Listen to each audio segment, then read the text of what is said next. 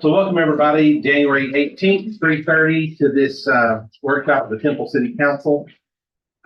We have one person moving on to public comments. Mr. Janzak, you're up, sir. Thank you very much, Mr. Mayor. Actually, I have two items to report to the group. The first one is the ever popular Temporary Builders Home and Garden Show will be coming up February 23rd, 24th, and 25th at the Cadence Bank Center. And as always, there is a grand opening party, and all elected officials will be invited as our guests for them and the significant others to come to the event. And so you'll be getting invitations for that. But I wanted to remind you, and if you have an interest in coming and you're available on the 23rd, we would love to have you. And it'll be, as always, it'll be in the social room that's on the second floor there as you come in, as before. And of course, the main show is the Saturday. It'll be open Friday night, but also Saturday and Sunday. The other thing I wanted to report is I will be retiring from TABA at the end of February. And my replacement is Michael Smith. I brought him here to meet everybody. Michael is in his second week. And so, you'll be all getting to know him, but I should be fading away at the end of February. We'll say that way. I know. Not fading away. We'll see you in different places. We had a meeting with Marty yesterday and he did remind us and point out that he's tried retirement twice or three times already, so. Failed retirement. Yeah. No guarantee. Yeah, we'll know where he pops up. Yeah, exactly. Are you licensed insurance agent? I might give some money. All right, very good. Thank you, Marty. Mr. Smith, welcome. Yeah, and thank you for everything you've done for all of us collectively over the years. Happy to do it. We have a great relationship. We appreciate you. Michael spent time on the city council. So. Really? Oh, wow. Just throw my business out there like that. Well, we know there's a skeleton down there. I thought it was incognito name, Michael Smith. Just don't tell them where, because that's. Well, as long as you say where and when, that's the important part. That's for later discussion. Yeah.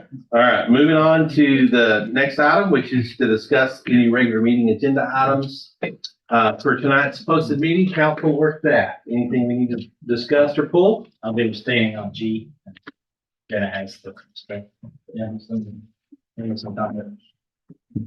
Here, on item number 5 on the regular agenda, at the last meeting, y'all may recall that you asked staff to work with an applicant on some conditions for a planned development, and we are working through that, but the applicant has requested a little bit more time, so we would request that you table that to February 15th meeting, please, at their request. That is item. 5. Do we need to state,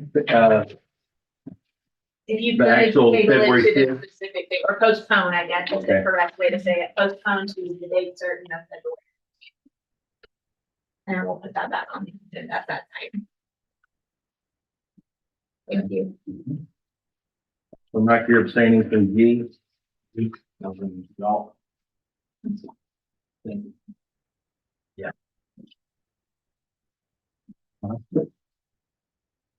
Thank you. Anything else before we move on? Nothing? Item 2 is to receive a presentation regarding the Bird Creek Senior Apartments, a proposed tax credit project for the 2024 Texas Department of Housing and Community Affairs app cycle. Ms. Glover. Yes, thank you, Mayor and Council. I have with me today Sally Burchett from Structure Development, and she's going to present the Bird Creek Senior Living project proposal for y'all. Sally? Thank you so much. Appreciate it. Thanks. Sally, have you been with us before? I have not. So I imagine some, if not all of you, are familiar with the housing tax credit process. Sure. That to be competitive, you need support from city and state reps. It's a very comprehensive community buy-in. Just a little bit about me first.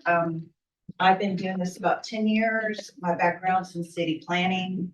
And as a matter of fact, I used to do some work with the city of Troy, and we did some voluntary ETJ expansion because they were feeling like they were getting gobbled up a little bit by temper. So that's where my heart is, with making great places. And I've been, You fought against Temple before, and here you are. yeah, but I left my gloves at home. Short presentation. I work for structure development. We partner with JCM Ventures, and I worked with the J, which is Jake, since 2014. And I started doing this so about 10 years. And we are proposing to build a 102 unit senior living facility, pretty, kind of central in your town. And I'll get to the map in a second. There's me on the bottom. I work for Sarah, and there's Jake on top, and they're the financial aspect of our business, and make sure it's a sound financial product that operates well and doesn't need any doesn't get in any trouble financially in its development process. I've done about 12 developments with Jake, and he's done several more across the Midwest. Those are all listed on the right. Oklahoma, Missouri, and we have developments all over the state, from Brownsville up to Lubbock. Jake also is a part owner in the construction firm that we use and the property management firm that we use. And Brian had Streamline, and they're blowing and going on some of the ones I'm working on also, which Canyon Lofts, which is in Canyon. It's almost finished. It's another senior product. And this is a management firm. They're great. One time I was in Cisco, and we had a grand opening, and Carrie was making ham and cheese sandwiches for we had like a little, holiday sidewalk thing. So there are people that don't mind being sturdy and making sure it's a great place for people to live. What we're proposing, we have been working with the property owner to fine tune our site. We're still conceptual right now, but it'll be 102 units, and it'll be for seniors. So it'll be 1 and 2 bedrooms, and it's just southwest of, is it Marvin Finn Park, and right off the West Avenue K, and backs up to Creek, which I think is a great land use for multifamily. So you can use the creek as amenity versus, single family tends to put a fence back at the back of the yards. This is a rough site plan. We've got access to Avenue K. Half of the building, they look out over the creek with parking in the front. So it's a little bit farther from the highway, a little bit more quiet, with a nice view of the park. 102 units, 48 1 bedroom, 54 2 bedrooms for seniors. Is the property line is that property line all the way up to the road to I guess it'd be to the southeast? The parcel now, as it's configured, yes. We won't be taking down the whole parcel, mostly because the pro forma just doesn't hold, can't afford that much.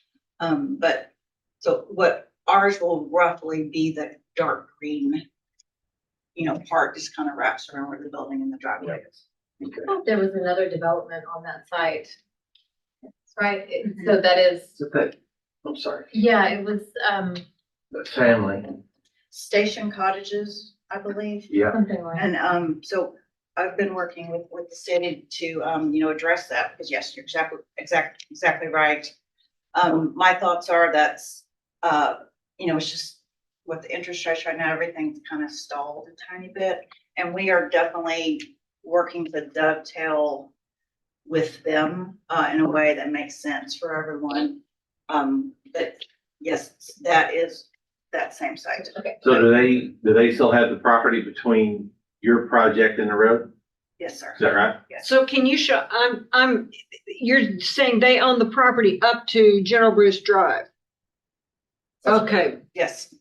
The site is roughly, like, you can barely see the property line here, yes. and then it goes all the way up here.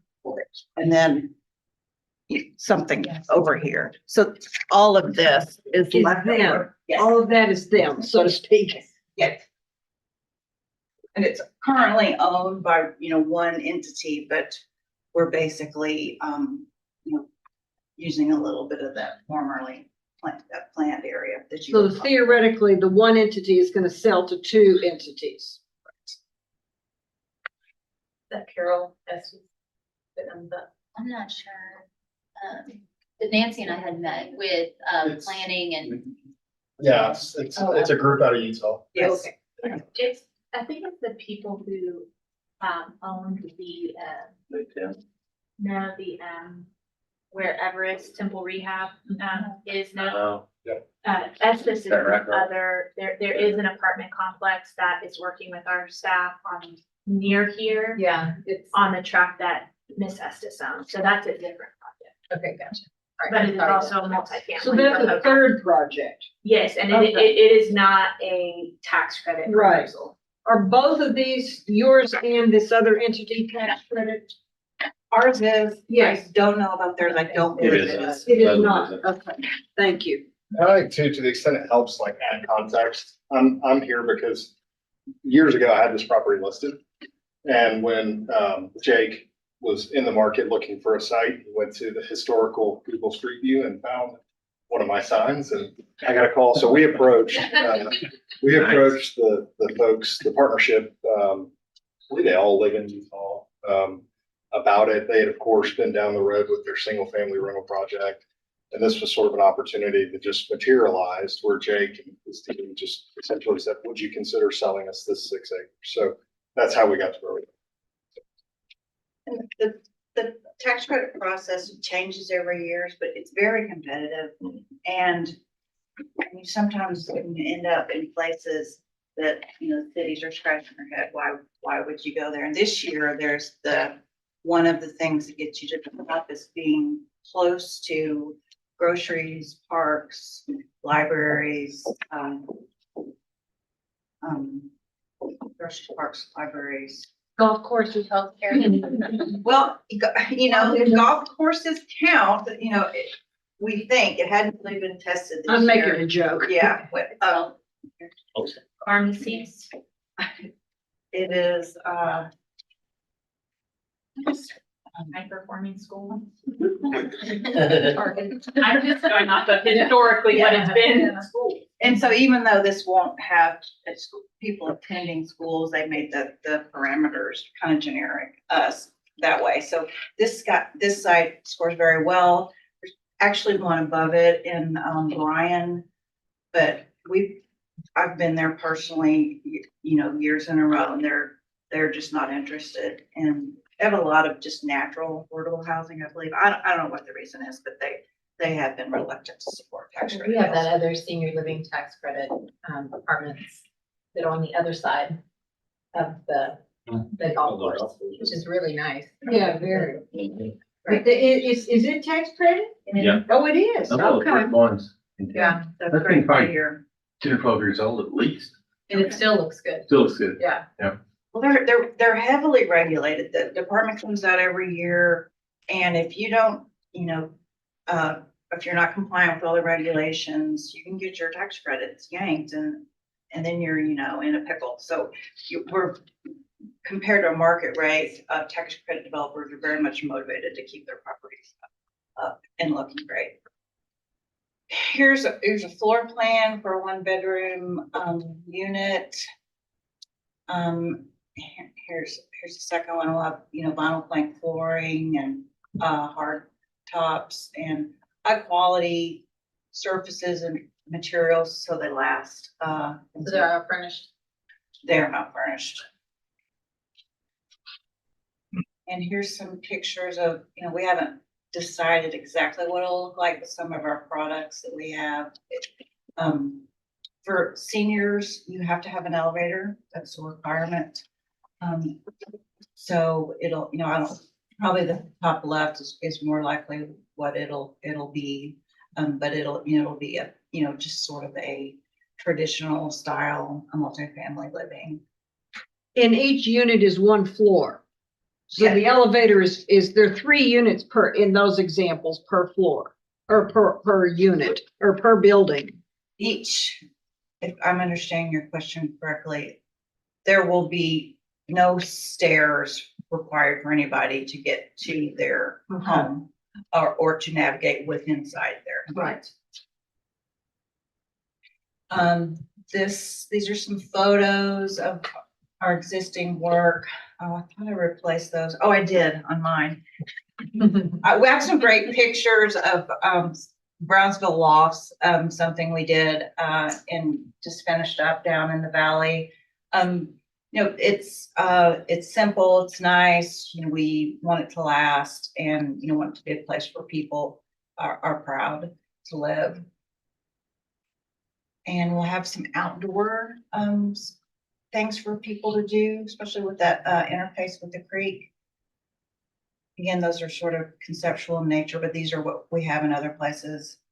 And I think that might be, oh, one more slide. So the requirements for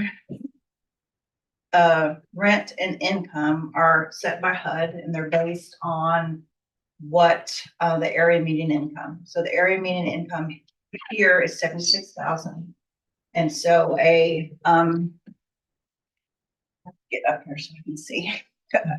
A person that makes $31,000 and 920 would qualify to live in a 1-bedroom at the 60% AMI band with a family of 1. And with a family of 2, it's 36,480. And the rent for that same unit would be for a 1-bedroom, $855. And for a 2-bedroom is $1,026. And that includes utilities. So if they're paying their own utilities, the rent we collect goes down that same amount, or if all utilities are included, that would be the rent. And this is all set by HUD, and it's with the formula you pay about 30% of what you make for your living. So is that the upper limits of what you can make? Yeah, so if you're looking for a 2-bedroom, you make over 36,480, you will not qualify. The number of household members, these are all senior. Yes. So we don't, the 3 and 4 column are is kind of immaterial misleading, in yes. this case. Got it. And the timeline for a tax credit development, right now we are in the preliminary stages. We start in the summer looking for sites. The pre-application deadline was January 5th. So the application period is started. Full application is March 1st. And then all the competition tries to tear each other's applications apart all through the spring looking for mistakes. And so the awards are made in July. Then we tidy up our plans and our financing. And about the end of the year, start construction, and it takes about 18 months to build, give or take. So something that I'm talking about now will be finished in 2026 sometime. How many projects are you guys chasing? How many locations? We have one in Eagle Pass also, and one in Fort Worth. How much funding is there to build? How many projects do you think will be built in the region? In this region, Mm-hmm. there's officially enough for one. Yeah. There's some there, it's called a collapse. So it's like leftover dollars. Cause if say you're next in line, but there wasn't enough to fund your whole deal, it goes into a pool and then it gets divvied out depending on which region is the most underserved. Mm-hmm. So that's kind of a coin toss for now. As it gets closer to the end, there's a chance 8 you could get 2, but for sure 1, there's enough for 1. In the whole region? Yes. Right. Yes. And roughly how big is the region, just geographically? It is. Pretty big. It's based on county, so it's Bell, McClendon, and it goes over to Brazos and like Bryan College Station and Waco, Killeen. Those are your Big those are your cities. competitors. I know there's some smaller towns in there, but the way the QAP is written, the smaller towns can't compete because they don't get as many points. Nancy, do we know if there are gonna be other competitors, or are there other competitors for the Temple area? There's not, they're the only developer interested. And so today I'm giving you a summary of what's going on in my world and why I'm here. As I alluded to originally, to be competitive, you need a resolution of support from the jurisdiction, which is the city of Temple, and also a funding commitment of $500, which can be a fee waiver or anything. Resolutions were 17 points. The fee waiver is worth 1. And then we don't need, anything else, except maybe like your help with make sure the zoning's right. But no tax abatement, so I don't need any infrastructure extensions, or, we'll obviously build it to code, to meet all your health, safety, and welfare requirements. We're gonna go too big. Oh, yes, and we spoke with the school district, and they said it's fine, gave it a thumbs up, and I shared that with Nancy. And then also Representative Shine, don't you have to go? Yes, and I'm working on that, but I'm not finished.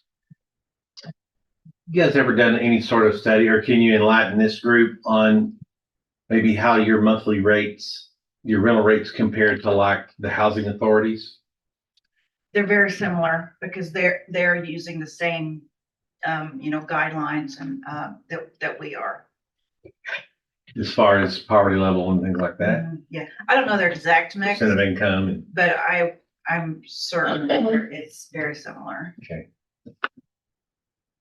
And it's, it's kind of Goldilocks, you want your developments full, you need enough revenue to make it operate well, but then you can only charge so much, and there's only so much people can afford. So we're looking, we try to stay in that sweet spot. And if it's full, everything works just fine.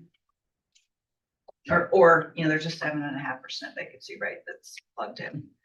But it's Yeah. Coming and going. not always full. Okay.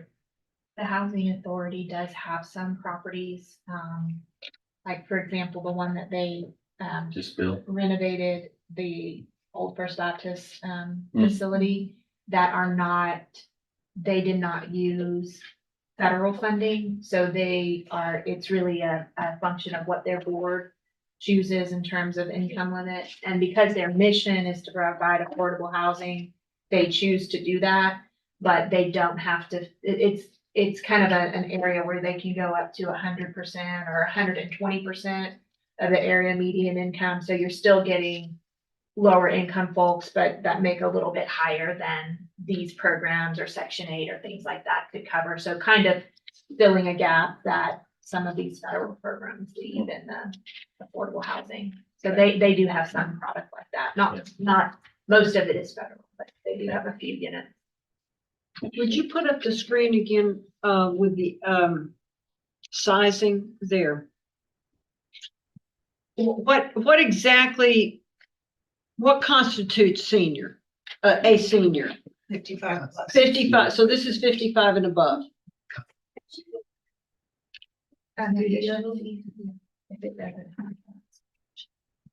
Enclosed bedrooms.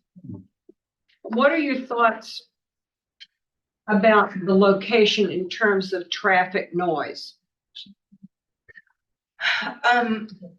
One reason why I like it's a little bit farther back from the road. Well, We'll that's have, true. The other thing is, yeah. we'll have, so we have to do a noise. Well, we do an environmental site assessment, and I predict they'll say you need to do a noise study due to the proximity to the highway. And, above certain decibels, we have to compensate for that by the appropriate kind of windows. Does that noise study take into account the potential that there will be a buffer built in front? Buffer in terms of buildings? No? It's very objective, like what's there now. Okay, because that will, if indeed there are buildings in front, that will change that. Yeah, Is the entrance on Avenue K, is that right? yes. So it turns You kind of go east. And then around. No exterior, no balconies? See,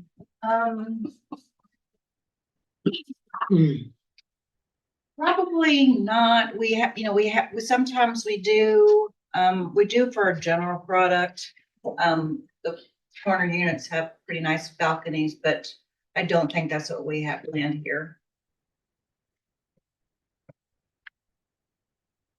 So in terms of location, basically a resident has to have a car or somebody to drive them for groceries and things. I mean, nothing is walkable.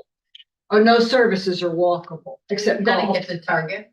Well, Yeah, you're right. Take your Target. chances on the side street. yeah, it is actually very close to a lot of things. It's a, vehicular situation, land use. That's, I love downtown developments and I'm always trying to get stuff to go downtown. It's, it's tricky, it's more expensive.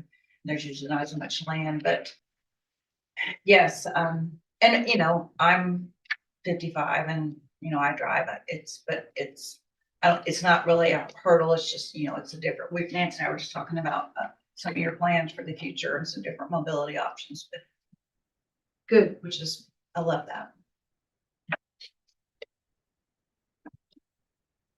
We'll have some nice outdoor amenities for people on the backside with the interface with the creek. So yeah, I think so too.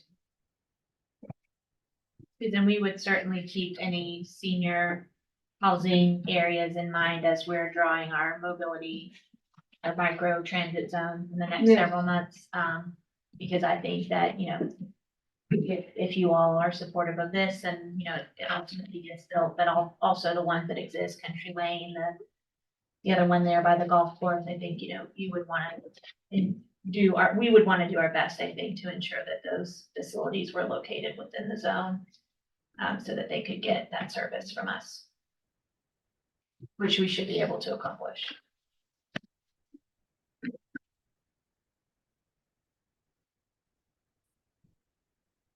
Council, anything else?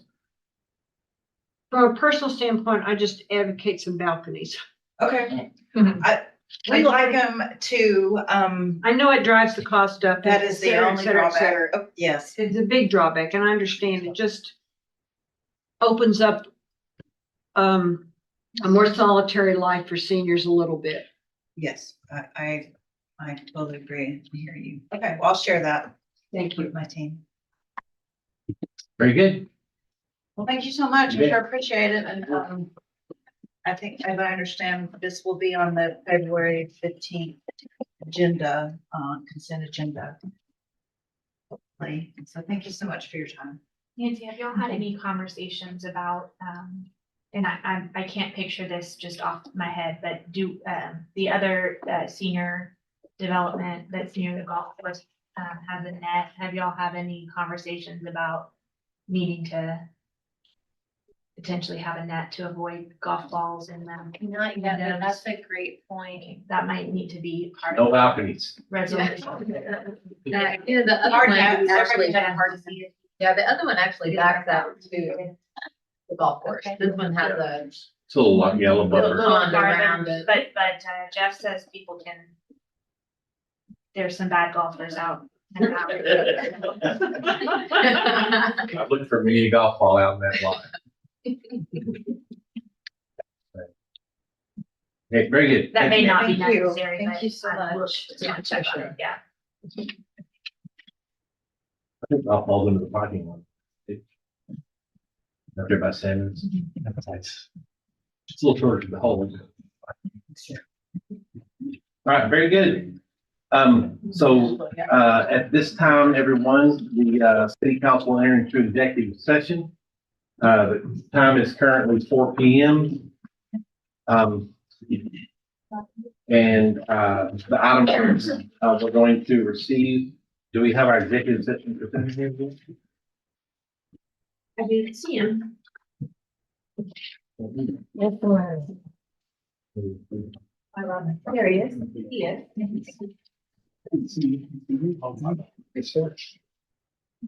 Thank you all. Uh-huh. All right, we're going to go into executive session to receive and discuss a briefing regarding certain economic development prospects and potential real property acquisition. Pursuant to Texas Government Code Section 551.072 and 087, the city council may meet in closed session to discuss or deliberate the purchase, exchange, lease, or value of real property. If deliberation in an open meeting would have a detrimental effect on the position of the governmental body in negotiations with a third person, discuss or deliberate commercial or financial information received from the business prospect that the governmental body seeks to have locate, stay, or expand in or near the city of Temple, and with which the governmental body is conducting economic development negotiations, or to deliberate the offer of a financial or other incentive to such a business prospect, and no final action